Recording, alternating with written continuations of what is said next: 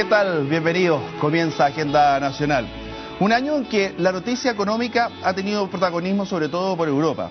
En Chile, en todo caso, el crecimiento ha sido el 5,4, 5,5 aproximadamente. A nivel mundial, el crecimiento ha sido el 3,1, principalmente empujado por China.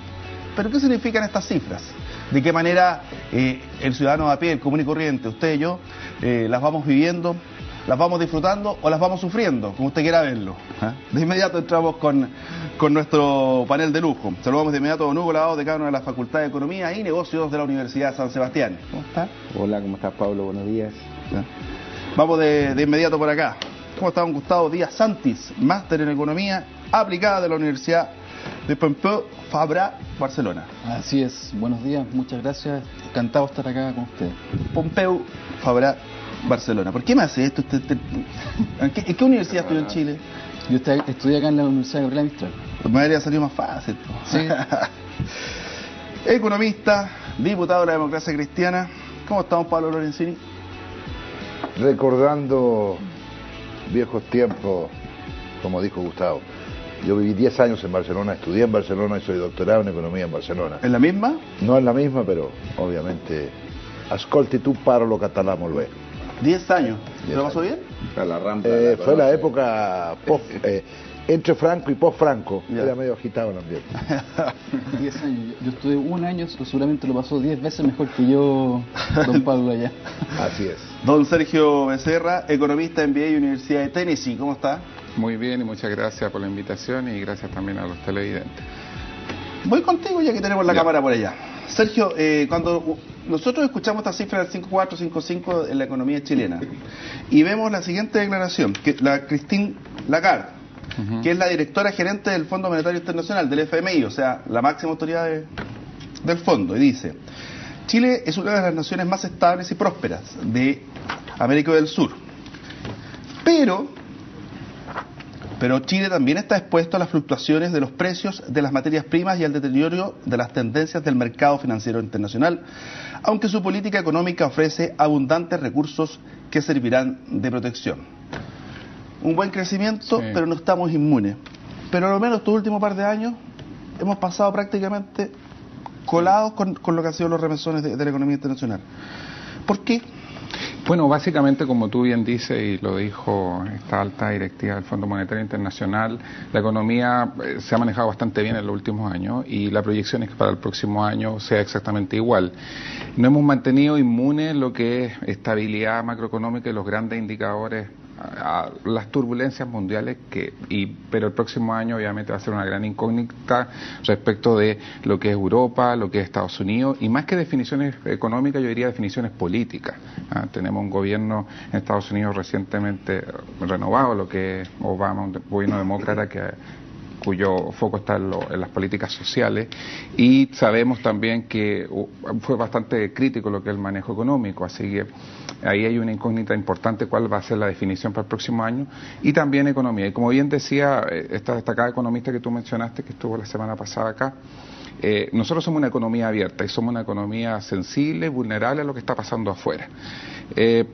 Pero mi pronóstico es que vamos a seguir bastante bien, cercano a los índices, sobre todo el crecimiento, la proyección de crecimiento que tenemos hasta ahora, y no debería afectarnos mayormente lo que es las vulnerabilidades que se van a seguir produciendo en Europa, pero tenemos que estar alertas fundamentalmente en lo que es un poco el mercado de valores, la volatilidad y sobre todo algunos sectores productivos. ¿Hay riesgo del debate presupuestario que en estos momentos se está dando en Estados Unidos? Sí, hay riesgo y hay discusión, pero vuelvo a decirlo, son discusiones netamente políticas donde nosotros no tenemos mucha injerencia.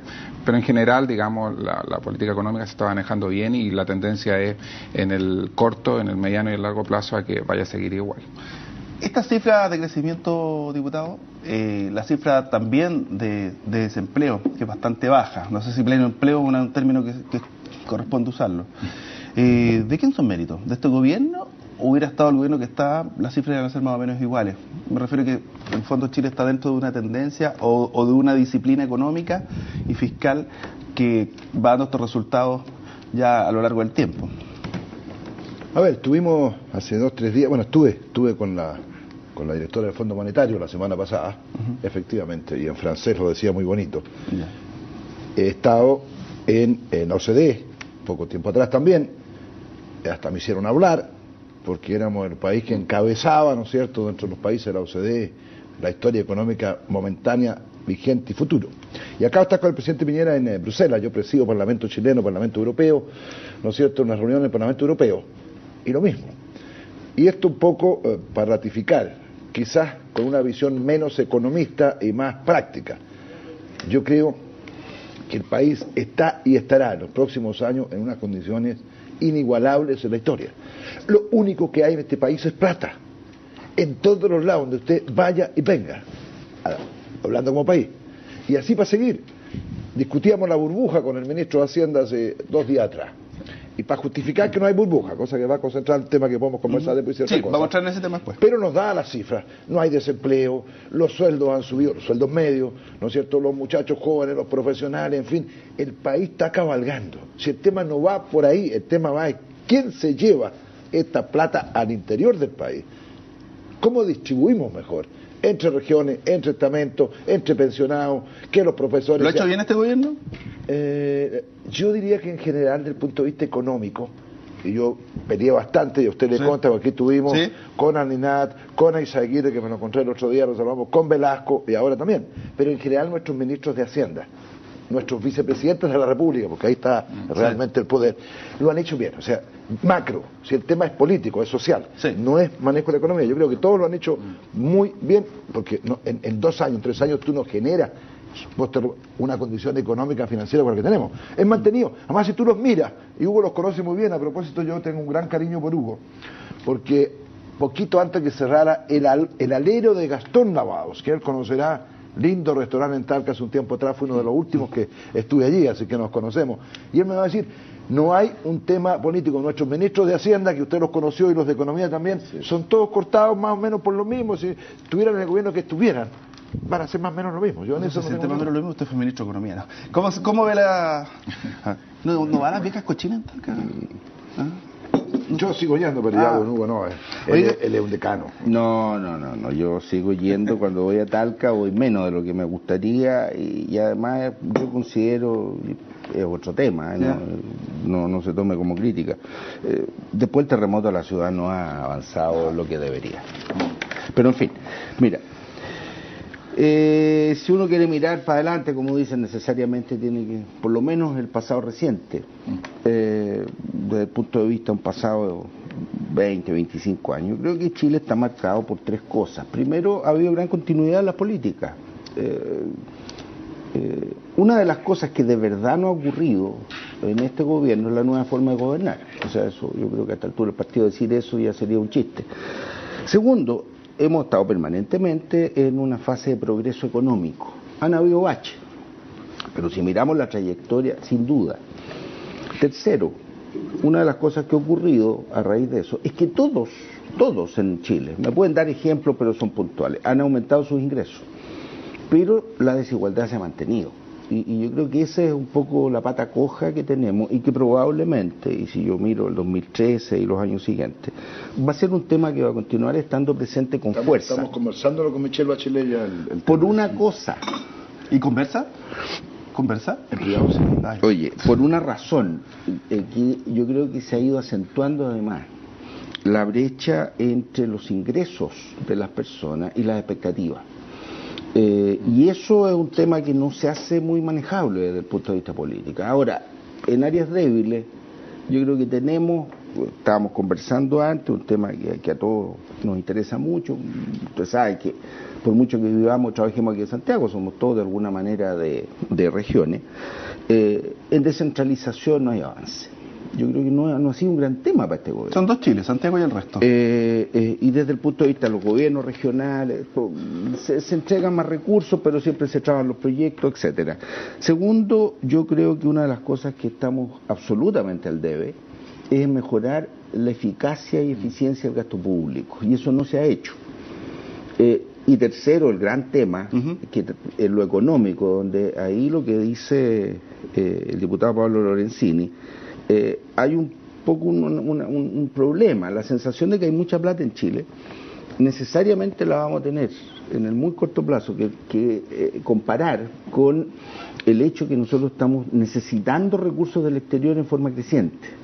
Y pese a que tenemos un chorro enorme de ingresos provenientes del alto precio del cobre, lo que técnicamente se llama el déficit en cuenta corriente, es decir, lo que el país está gastando más que sus ingresos. Y pasa lo mismo en una familia, pasa en una empresa chica y grande, que si uno gasta más que los ingresos que tiene, necesita echar mano a los ahorros. Chile tiene ahorro, necesita endeudamiento externo, estamos subiendo nuestro endeudamiento, pero eso tiene un límite. Yo creo que estamos ya cerca del límite, entonces ahí vamos a enfrentar una situación, porque dentro de la abundancia de plata se va a generar un tema de dónde sacamos los recursos para poder satisfacer todas estas expectativas. Mira, Karol Bukasovich, esto va para ti, que está a través de @agendanac, va a través del hashtag Agenda Nacional. Dice lo siguiente: para el 2013 existirá una desaceleración de la economía por menor demanda de cobre y obviamente los reajustes de sueldos también serán menores. ¿Será así? Bueno, mira, dos cosas, pero primero, antes que responder un poco la pregunta que tú me planteas. Lo plantea Karol. Sí, perfecto. Si bien coincido en líneas generales con lo que se ha comentado acá, me gustaría comentar un par de cosas. Yo creo que en general desde hace varios años ya en que los ministros de Hacienda, como dice don Pablo, la gente que está a cargo de las finanzas públicas, lo han hecho bastante bien. Hay bastante consenso en eso. O sea, la posición que hoy día tiene Chile en el concierto internacional no se logra en el corto plazo, sino que obedece a una trayectoria, a buenas políticas implementadas. O sea, no es un ciclo. Todo es cíclico. Hay ciclos cortos y ciclos largos. Pero en general yo diría que esto es bastante estructural, en cierto sentido. Y con respecto a aquellas cosas que aún están pendientes, yo creo que este gobierno en particular ha tomado la iniciativa de aumentar la eficiencia del gasto público. Hay algunas medidas como el Chile Cumple que requieren un poco más de horizonte de tiempo, algún año más, 2 años más, para poder cosechar efectivamente los beneficios que sean percibidos por la sociedad, pero creo sí que se han tomado algunas medidas que van en esa dirección. Y yo creo que no se ha rescatado en esta mesa todavía un tema que me parece que es de importancia fundamental, que es el tema de cómo nosotros garantizamos que este buen ciclo que pasa en Chile se mantenga en el futuro. ¿Ya? Nosotros hace algunos años atrás tuvimos una década de crecimiento económico que se llamó la época dorada, ¿no es cierto?, en el cual el crecimiento se basaba fundamentalmente o obedecía en gran parte a las ganancias de productividad. Hoy día vemos un mercado del trabajo, un mercado laboral bastante estrecho, en que si bien la creación de nuevos puestos de trabajo todavía crece por sobre el crecimiento de la fuerza de trabajo, estamos ya en niveles bastante apretados. Es muy poco lo que se puede exigir o se puede pedir para los próximos años más. Y por la inversión, como porcentaje del PIB, está en niveles bastante altos. Correcto. ¿Ya? Entonces, bueno, ¿dónde podemos nosotros hacer cambio? ¿Dónde podemos nosotros como sociedad y el gobierno en particular, que tiene la obligación de guiar un poco estas políticas, es en ganancia de productividad? Eso es innovación, eso es mejoras en educación. Entonces yo creo que por ese lado podemos garantizar un poco que este crecimiento que tiene Chile, si bien no está garantizado y no somos inmunes a las crisis externas, se pueda mantener, o se puede prolongar, o de hecho de otra forma, que la curva de desaceleración sea lo más tardía posible. Una pregunta, bueno, se ha discutido acerca de la llamada burbuja inmobiliaria. Entonces, existe mucho temor a que efectivamente sea una burbuja, pero ¿por qué es tan importante si lo es o no lo es? No me lo responda. Me equivoco yo. Sí. Se puede reventar la burbuja. Se puede reventar la burbuja, ¿no? Me dicen, vamos a comerciales. Pausa y volvemos acá a Agenda Nacional. Y ahí vemos cómo va lo de la burbuja inmobiliaria. ¿Conviene casa o no conviene comprarse casa? Explíquenme en comerciales porque quiero saber. Ya volvemos.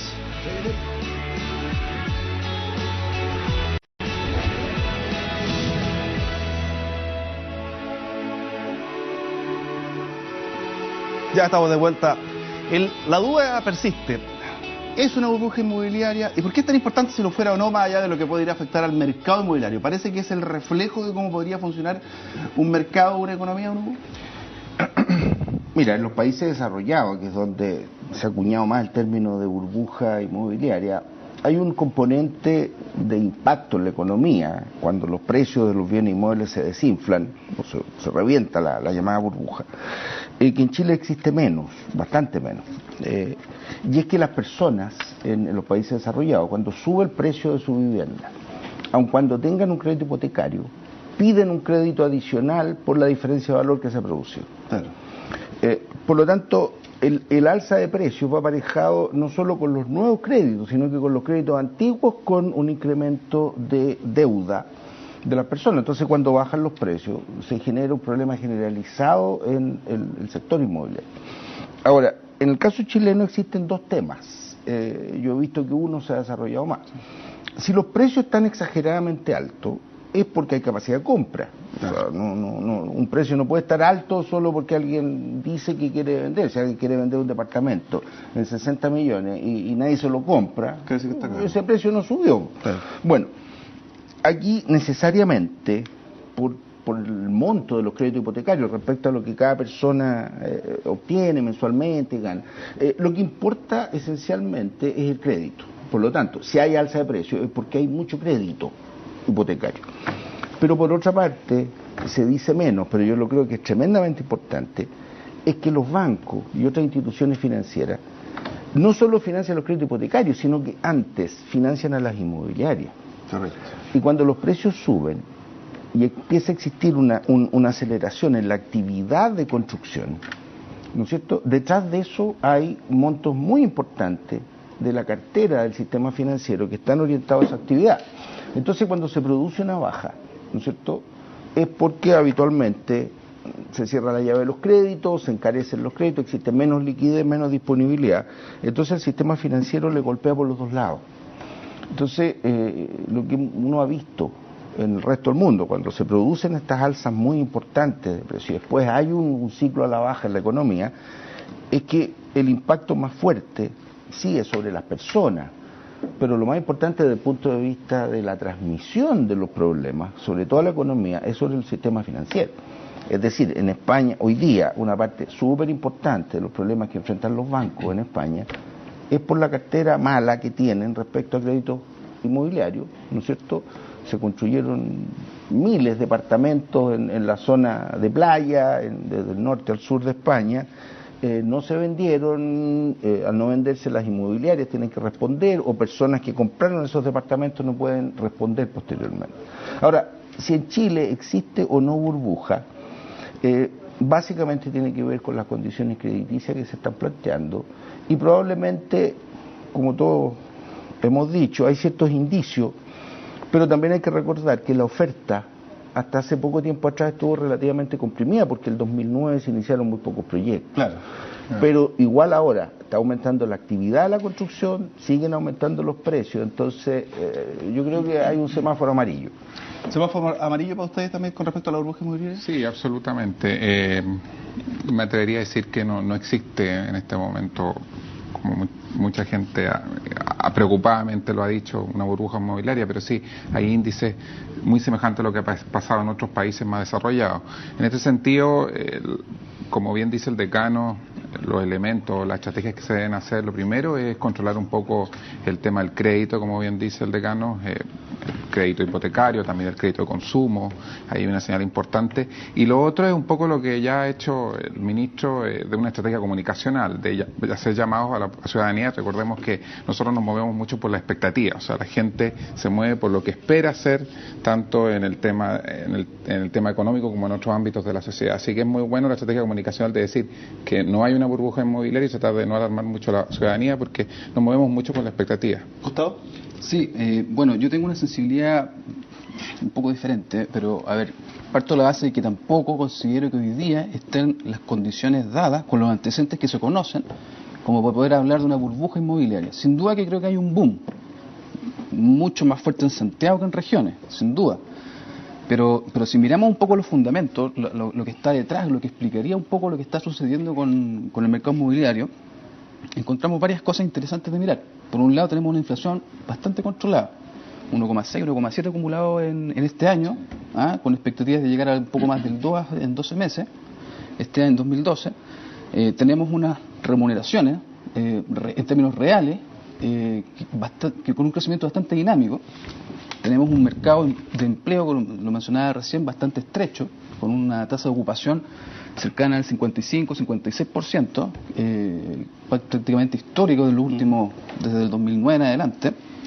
Entonces, si tú me preguntas si hay burbuja inmobiliaria, yo te diría que, mira, este conjunto, este pool de antecedentes que te acabo de tirar sobre la mesa, ¿sí?, lo que revelan es una mayor masa salarial, un mayor poder adquisitivo. Por otra parte, tenemos un nivel de confianza en la economía bastante fuerte, bastante robusto. Las últimas encuestas... O sea, simplemente Chile se está convirtiendo en un país caro. Yo no sé si caro, está de acuerdo a la realidad que estamos viendo hoy día. Si es caro lo veremos en los próximos 5 años, cuando el ciclo sea un poco más largo. Correcto. Pero hoy día te diría que existe un fundamento económico para poder decir que la demanda por vivienda es sostenible. Hay que monitorear, sí, las variables que han mencionado acá arriba de la mesa. En definitiva, el gobierno, el Banco Central están poniendo un semáforo amarillo.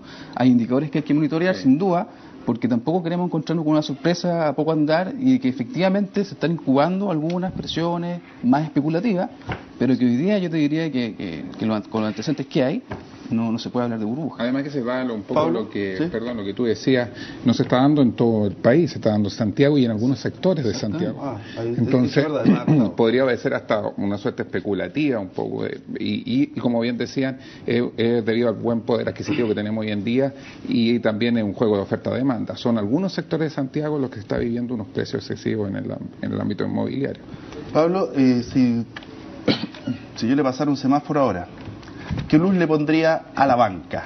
A ver, antes que eso, es entretenido esto, ¿eh? Sí. Ya, pero ahora bajemos al mundo real. Sí. Entonces yo le voy a decir la burbuja, que nos están mirando, la burbuja. Los pensionados tienen burbuja. Las pymes tienen burbuja. Los pescadores artesanales tienen burbuja. Los estudiantes de la Universidad del Mar tienen burbuja. Los pequeños portadores tienen burbuja. Los que van a salir de vacaciones ahora fin de semana y tienen que pagar la benzina, CIPCO, CIRCO, todo eso, tienen burbuja. ¿Y qué significa Los eso? servicios de salud tienen burbuja. O sea, re entretenido lo de la burbuja, pero es un sector tan pequeño. Y aquí quiero, ¿no es cierto?, alguien que fue ministro. Y voy a hablar de mi región, que la conozco. Estuve esta noche ahí, región del Maule, la burbuja.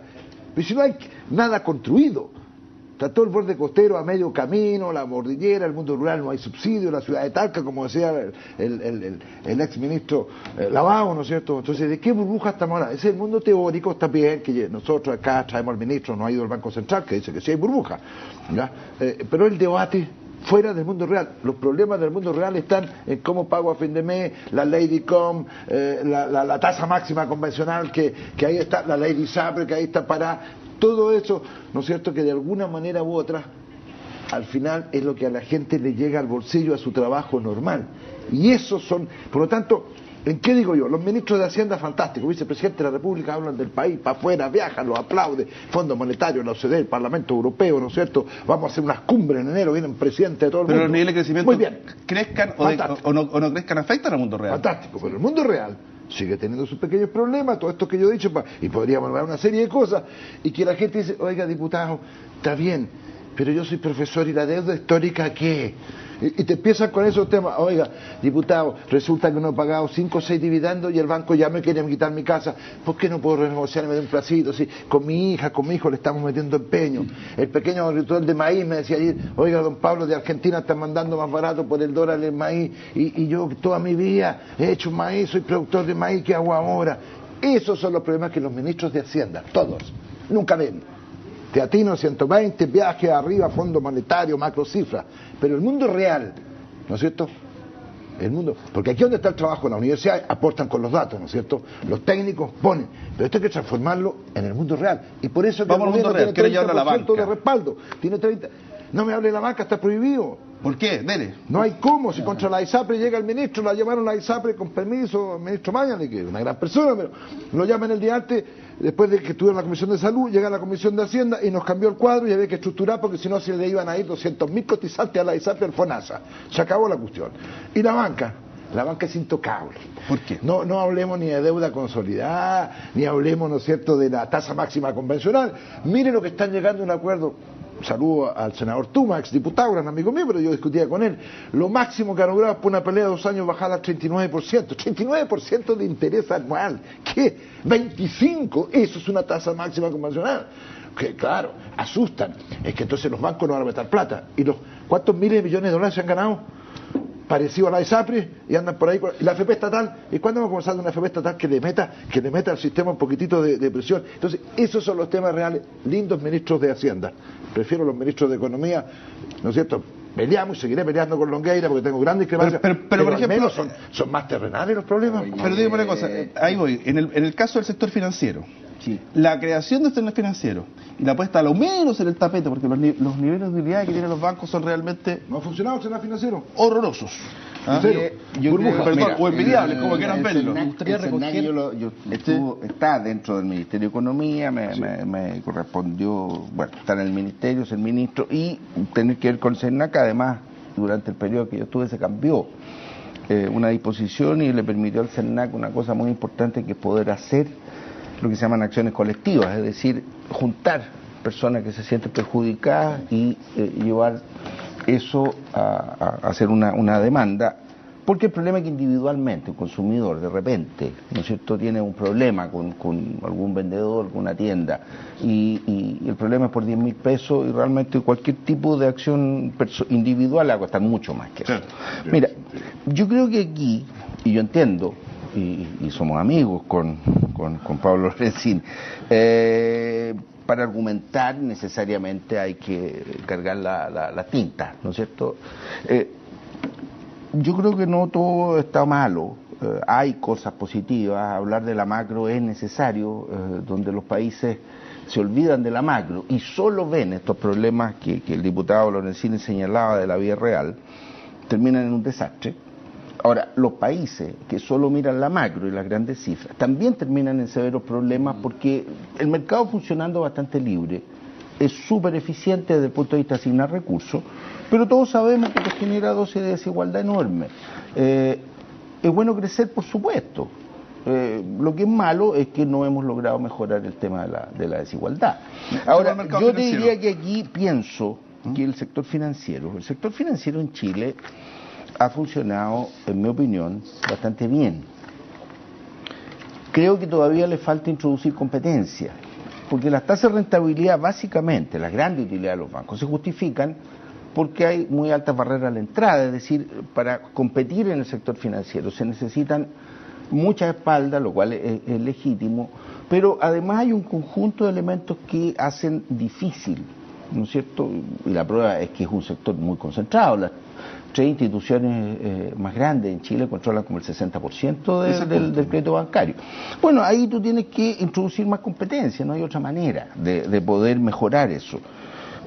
La tasa máxima convencional y otro tipo de temas dan por una discusión completa, sí, pero se sabe, ¿no es cierto?, que no por un acto voluntario en que nosotros digamos los bancos ganan mucha plata y por lo tanto tienen que prestar más barato a quienes se saben que son bastante riesgosos y después tienen problemas de pago, lo van a hacer. Hay temas de regulación, pero sí, solo para terminar, lo que yo creo, y me gustaría poder comentar al respecto, que estamos cayendo en ciertos sectores en un debate que recuerda en cierta medida lo que pasó en el 98 en Chile. Esto cuando se denominó los autocomplacientes y los autoflagelantes, ¿te recuerdas?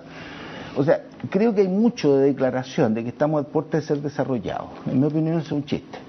Después de la lluvia, en el sector de mayor ingreso del país, que tiene un ingreso medio equivalente a los países desarrollados, llueven 2 horas y queda la crema.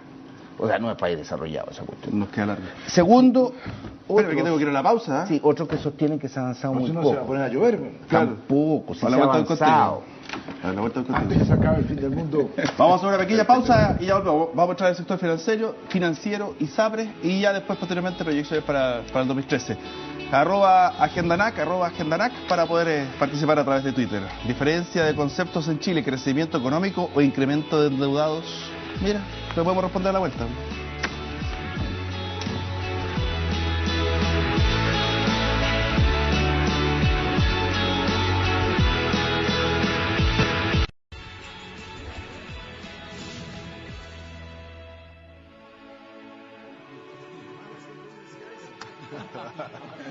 Mira las tallas que se echan acá. No son del orden económico. Gustavo. A ver, a mí me gustaría que entráramos...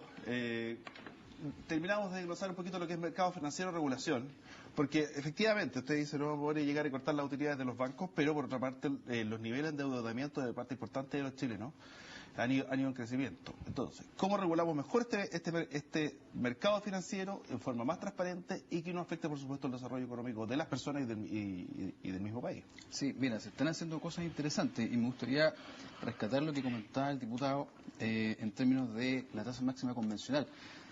Nosotros, en el Instituto Libertad, donde trabajo actualmente, miramos un poco ese proyecto, lo estamos revisando, y yo diría, efectivamente hoy día sin proyectos, sin ninguna regulación al respecto, la tasa máxima está del orden del 57%, que es una brutalidad.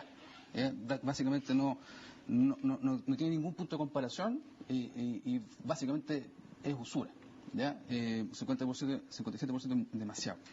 Y el proyecto actual lo que está haciendo es bajar efectivamente a un 39%, partiendo de la base de que la tasa de interés corriente hoy día está en 18 puntos, ¿ya? Que es la del tramo entre 200 y los 5.000 UF, que es el tramo de referencia para fijar la tasa máxima convencional al tramo inmediatamente inferior, que va hasta las 200 unidades de fomento. 18 puntos, 18%.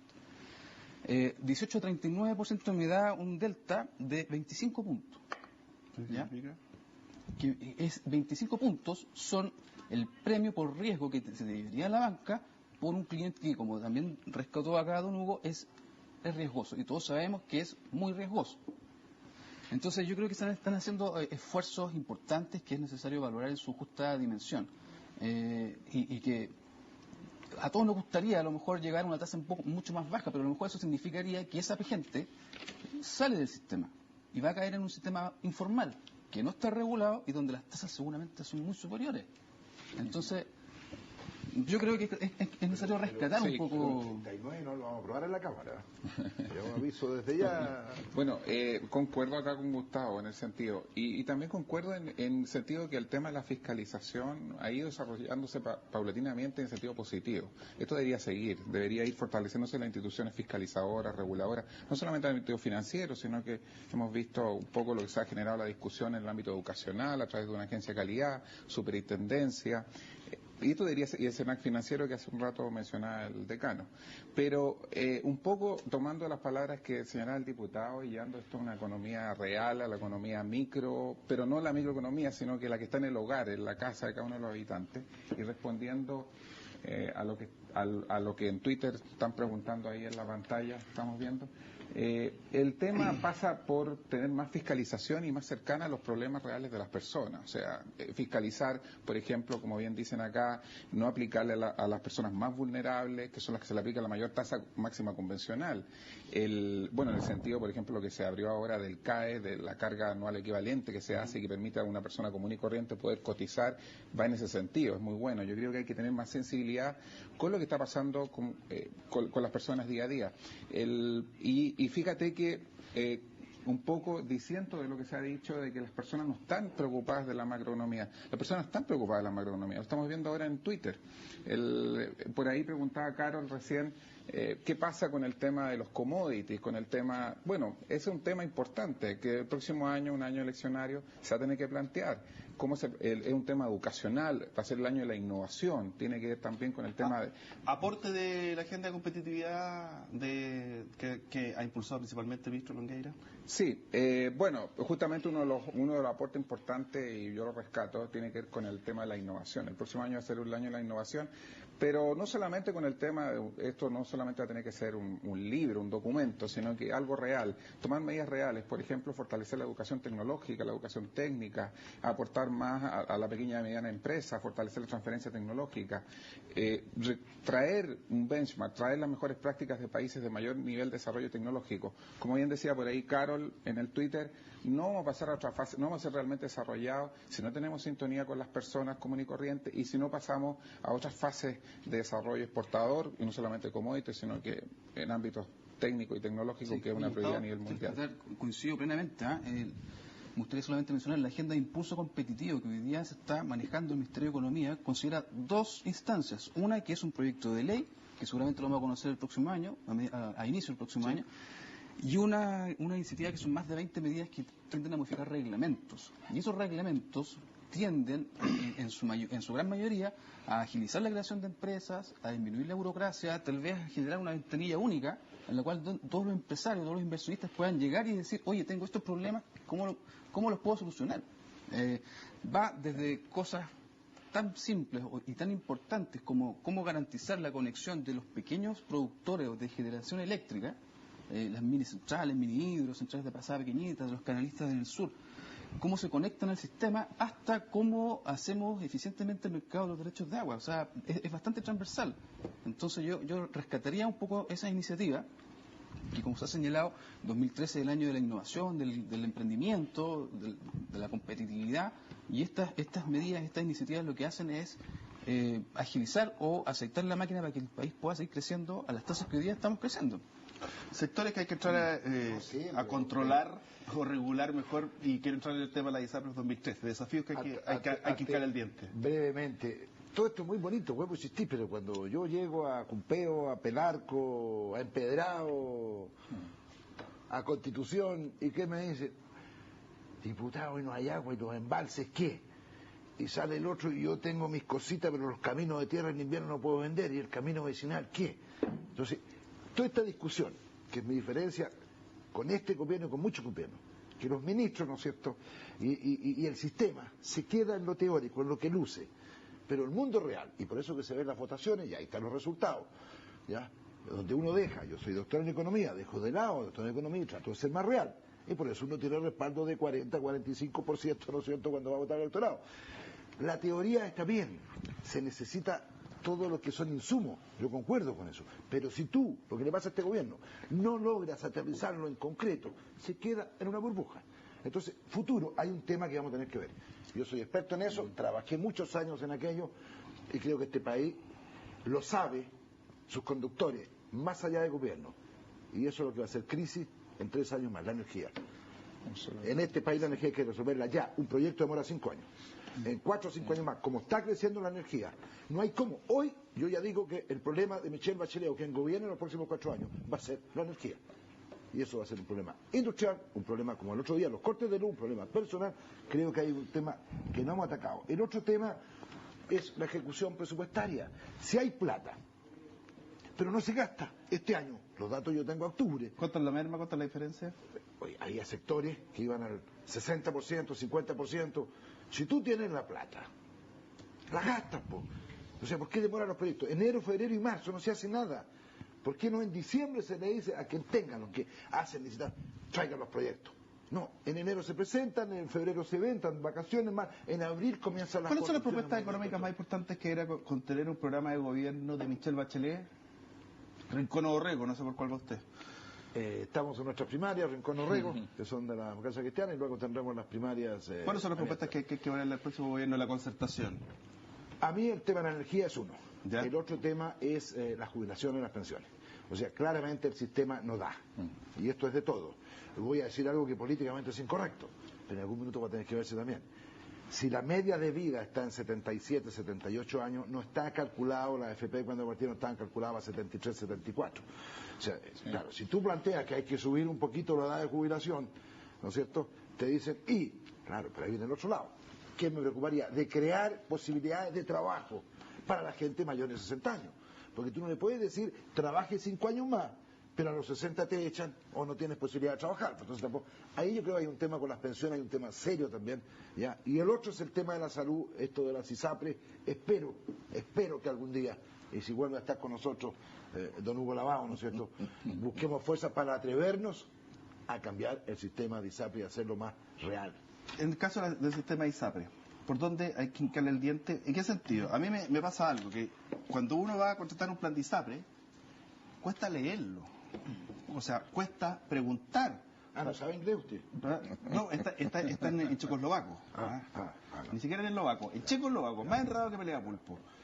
Uno dice, mire, y bueno, y finalmente, ¿cuánto me sale un hemograma con su plan? Mire, depende de... ¿Ya? Y ahí llegaste. ¿Ya? paguen, ponga el dedo. Claro. Entonces, en ese sentido, cuando hay mercados que cuestan entenderlos por la gente, cuando hay mercados en los cuales es difícil exigir, salía la segunda de este sábado, decía el gran negocio de mandar a la ISAPRE en todo caso. ¿Cómo vamos a poder arreglarlo para poder tener un mercado un poquito mejor y no sea tan imperfecto? Mira, primero, las ISAPRES están afectando a menos del 20, alrededor del 20% de la población. El resto se atiende en el sistema público, FONASA, fundamentalmente. ¿Ya?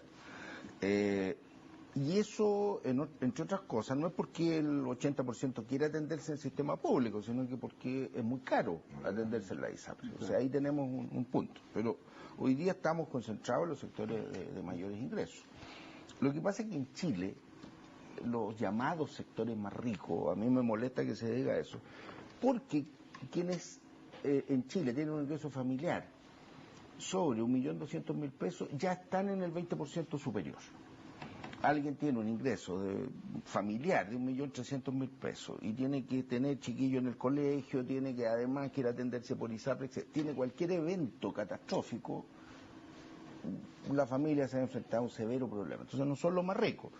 Lo que pasa es que hay muchos que tienen un ingreso muy bajo. Ese es otro problema. Con respecto a la ISAPRE, yo creo que primero hay que discutir muy en serio el tema de un sistema de seguros. Las ISAPRE no son un sistema de seguros. No tienen que hacer provisiones. Entonces claro, calculan sus gastos estimados, ingresos estimados, pero no es un sistema real de seguros.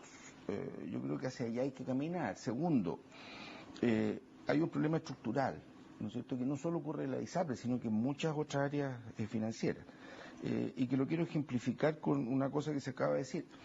Cuando una persona va a pedir un crédito, ¿no es cierto?, y lee intereses, comisiones, etc., y al final cae. ¿Ya? A mí me encantaría hacer una encuesta, un censo, preguntarle qué porcentaje de nuestra población entiende lo que es el CAE. Si está comparando un CAE con otro, ¿no es cierto? Yo estoy seguro que la mayoría de la gente joven va a entender el crédito conal del Estado. Claro. No va a entender el carga anual equivalente. Entonces buscaron la sigla más parecida que podían a otro tipo de cosas. ¿Quién entiende o quién se fija, ¿no es cierto?, en cuál va a ser la tasa de una tarjeta de crédito? ¿Ya? Hay que decir que en definitiva, por favor, no hagan avance en efectivo con tarjetas, porque ahí sí que llega el palo. A mí me pasó un gasto hecho fuera de Chile, con tarjeta me llega como gran oferta del banco, conviértalo en peso y pague en 3 cuotas. El CAE, porque por las comisiones y todo lo demás, supera el 80%. O sea, realmente si eso es le un pasa chiste. A un ex ministro de Economía y director de banco. ¿Qué le pasa a la gente? Director de banco. Pausa, ya estamos de vuelta.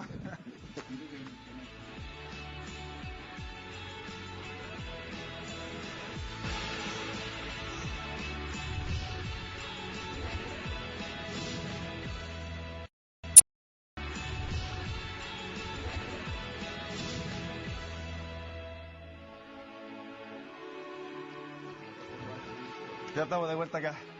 El debate económico, la contingencia económica, ¿de qué manera va a afectar? Y esta pregunta va para todos. El debate eleccionario, la próxima carrera presidencial. ¿De qué manera cree usted que lo va a ir afectando? Vamos para allá. Yo creo que no va a afectar mayormente.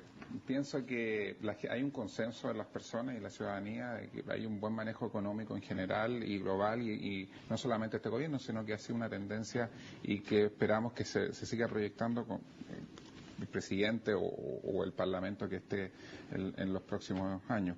Pero sí, como bien decían acá, el debate se va a centrar en cómo aterrizar esta estabilidad económica, estas buenas cifras, esta fiscalización a la realidad de las personas.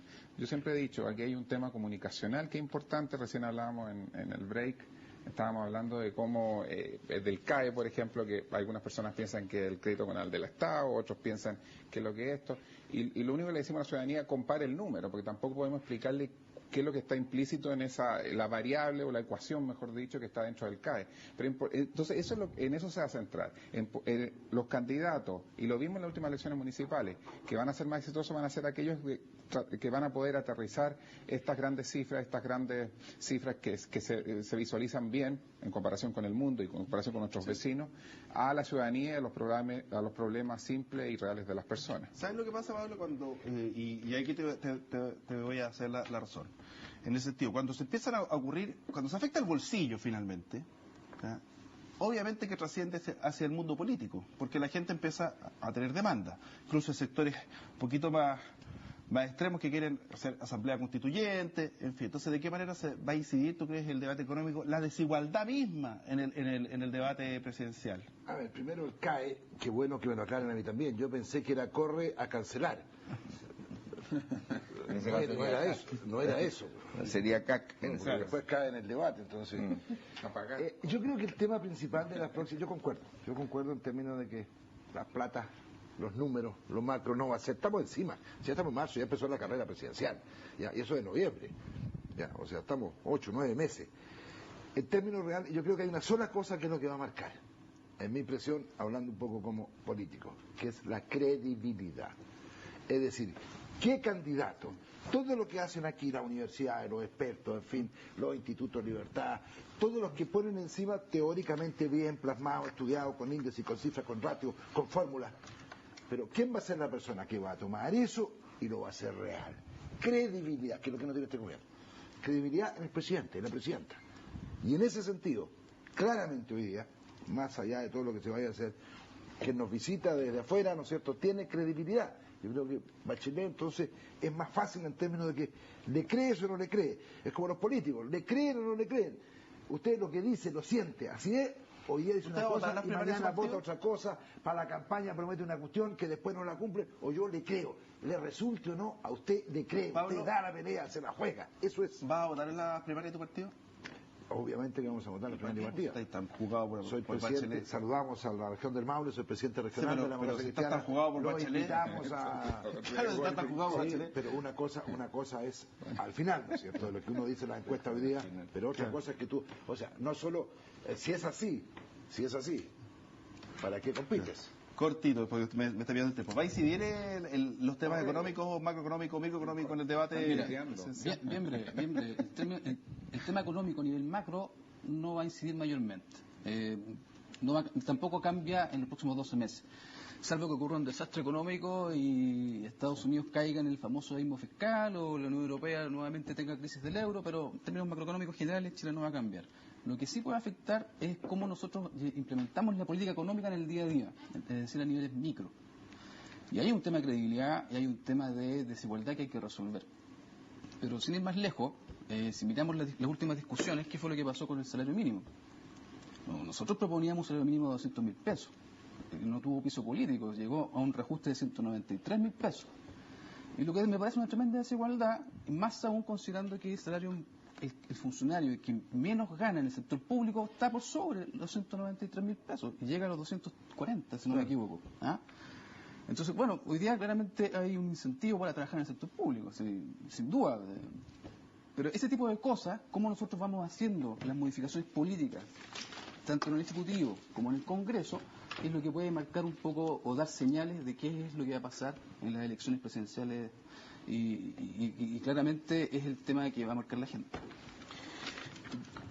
Mira, y mirando las tendencias, mi impresión es que el próximo año, primero, es un año que va a seguir siendo bueno en lo económico general. Segundo, uno comparte lo que se ha dicho. O sea, vamos a seguir con este programa de agenda nacional potentísimo. Sí, potentísimo. Con don Pablo aquí. Por supuesto. Ahora, sin embargo, obviamente hay temas y que pueden, como todos han dicho, marcar la agenda de un debate presidencial. Ahora, yo creo que los debates presidenciales, los programas, tienen que combinar dos cosas. Una, donde le está apretando el zapato hoy a las personas, pero también tienen que contemplar las líneas estratégicas que desea seguir, porque en definitiva, si solo y todos solo contemplan los problemas reales, específicos de cada localidad, etcétera, que son muy importantes, vamos a terminar en un cosismo y probablemente vamos a seguir con grandes problemas. Ahora, ¿cuáles son los grandes problemas? En mi modesta opinión, nosotros tenemos tres que son globales. Primero, insisto, el tema que baja a lo específico, pero es de naturaleza general, la desigualdad que es tanto real como percibida. Ahora, al final, desde el punto de vista político, es más importante lo que la gente percibe o cree que lo real. Sí. Y como las expectativas están altísimas, entonces siempre vamos a estar detrás de las expectativas. Segundo, una de las maneras, sabemos cómo mejoramos eso, con aumento de remuneración, y eso se sostiene con productividad. Ahora, el tema del año de la innovación, yo de verdad no lo he visto en la práctica. O sea, desde el punto de vista, por ejemplo, el presupuesto, porque sabemos que gastamos muy poco en actividad de investigación, desarrollo, en innovación. Bueno, ¿cómo viene el presupuesto el próximo año en eso? Igual nomás, pues, entonces si no aumentamos y seguimos marcando el paso, ¿de qué innovación me hablan? Las medidas de la agenda 0,3% de impulso competitivo, yo la suscribo plenamente. Sí. Pero la pregunta es, ¿cuántas de esas se han materializado de verdad? Entonces siempre se están mandando proyectos de ley. ¿Cuánto se demoran esos proyectos de ley? Yo en un proyecto razonablemente modesto de PYME nos demoramos 1 año y medio. Y por último, el tema que se ha mencionado, la energía. Y yo lo vinculo en general, hay un tema que cuando frente a cualquier proyecto de energía, productivo, etcétera, alguien se opone, el programa se paraliza. Entonces yo ahí veo que las reglas del juego no se están respetando y partimos porque resulta que por un telefonazo como usted lo dice, se paró no hay reglas del juego. Pablo, muchas gracias por estar con nosotros, diputado. ¿A dónde va ahora? Muy breve, un saludo al Maule. Por un minuto olvídense de los problemas, disfruten la Pascua, disfruten el Año Nuevo y no conduzca si le va a poner. O sea, no va a conducir. Muchas Pablo. Gracias. Muchas gracias por la invitación y feliz Navidad a todos. Muchas gracias. A todos. Muchas gracias por la invitación. Muchas gracias. Muchas gracias por la invitación. Nos vemos el próximo año. Y muchas gracias y una tremenda feliz Navidad. Un deseo de todos nosotros para todos ustedes.